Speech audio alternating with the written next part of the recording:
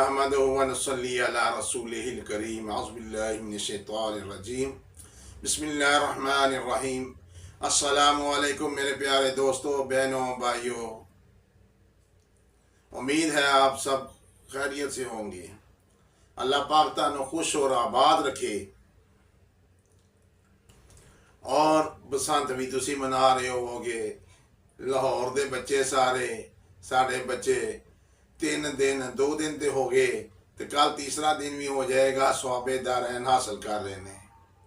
चलो अल्लाह पाक इन्हों खैर आफियत च रखे, किसी बड़े नुकसान तो इन्होंने बच्चों को अल्लाह पाक बचावे। अज तुहानू जिहड़ा मैं अमल दसांगा ना प्यारिओ, वो दौलत का अमल है, गैब के खजानिया चो मिलन का अमल है।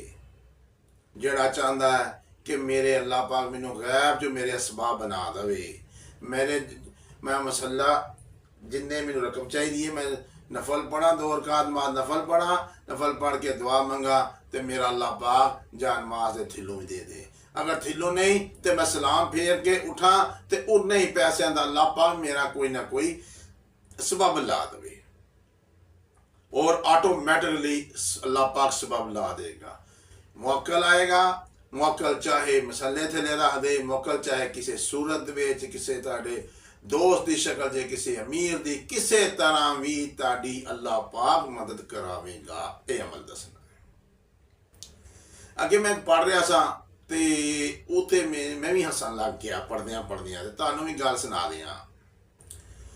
बायजीद यलदरम गिरफ्तार होया ते अमीर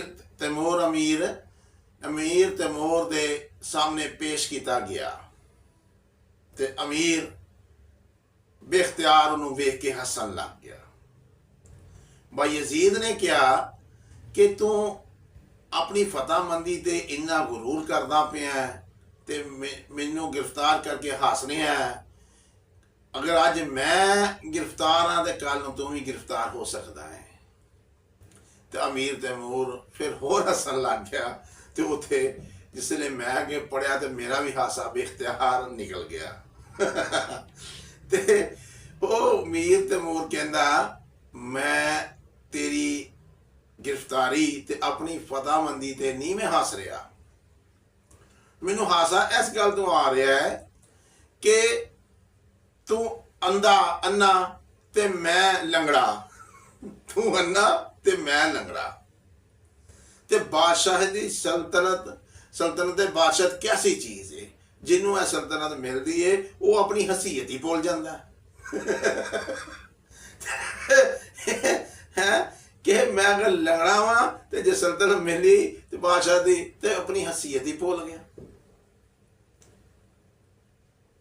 ये बादशाह दा तो मैं तुसी भी अगर गौर करोगे तो तुहानू बड़ी चीज़ां नजर आंदियां तो तुसी भी हसोगे कि वो जनाब कि मैं तेरी गिरफ्तारी तो नहीं मैं समझिया, तू अन्ना तो मैं लंगड़ा। दूसरे नंबर ते तुहानू मैं अज जिहड़ा अमल दसन लगा वा, ये अमल बड़े गौर नाल सुनना जी।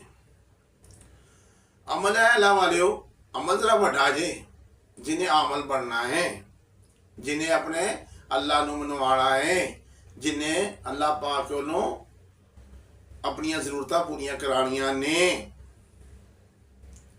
ते तुसी 41 दिन 35,000 दफा रोजाना की पढ़ना, या वहाबो या वहाबो या वहाबो या वहाबो या वहाबो, और अखा बंद करके या अखा खोल के तवज्जो या वहाबो।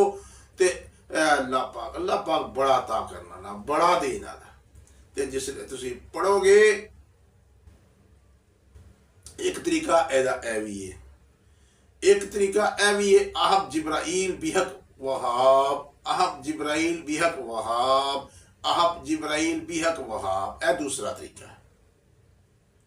लेकिन बेहतर है तुसी या वहाबो अव्वल आखिर एक एक तस्बीह दरूद इब्राहिम दी लाजमी पढ़नी है। एक एक तस्बीह दरूद इब्राहिम दी लाजमी पढ़नी है।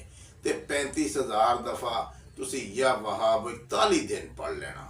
पढ़ के उस तो बाद अल्लाह पाक को इंशाअल्लाह जे 41 दिन पूरे नहीं होंदे मेरा अल्लाह पाक ताड़ी गैब दे विचों भाएं 2 करोड़ दे करजाई हो, भाएं मुसीबतां दे भरे हो, गुरबत दे बिल्कुल डसे हुए हो, कार किराए दे जो मर्जी है वो हालात ताड़े खुद बखुद, कोई नौकरी मिल जाएगी, कोई पैसे आने शुरू हो जाते ताड़ जे अल्लाह पाक चाहे जे ताड़े अंदर ज़्यादा तसीर ज़्यादा ताड़े अंदर जुस्तजू ज़्यादा अल्लाह दे नाल मुहब्बत जिसले में हो गई, तवज्जो हो गई ते ताड़े जान माज दे थिलों भी पैसे निकल जाते, ताड़ी जेब नहीं खाली होने लगी, किते खलोते शर्मिंदगी नहीं होएगी, धियां नो भैणां नो बेटियां नो देने वेले शर्मिंदगी नहीं होएगी। जेब च हाथ पाओगे तो 11 वारी पढ़ो या वहाबो ते मेरा अल्लाह उन्हां पैसे बरकत पांदा, पैसे नहीं मुकन।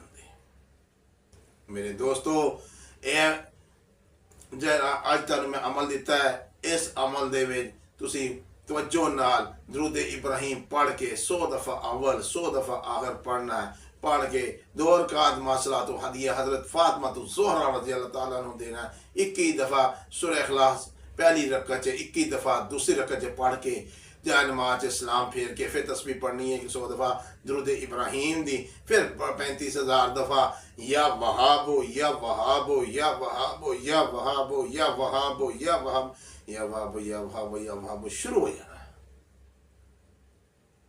इंशाअल्लाह अज़ीम अल्लाह तालियां ज़रूरतां पूरियां करेगा, अल्लाह तानो मुहताजी जो दूर कर देगा, अल्लाह ताड़ियां परेशानियां दूर करेगा, गैब जो दूर करेगा, ताड़ी सोच जड़ी होएगी वो सोच तू 3 गुना वध पैसे ताड़े कोल आंदे। अल्लाह पाक खुश और आबाद रखे, अपना ख्याल रखियो। अस्सलाम वालेकुम।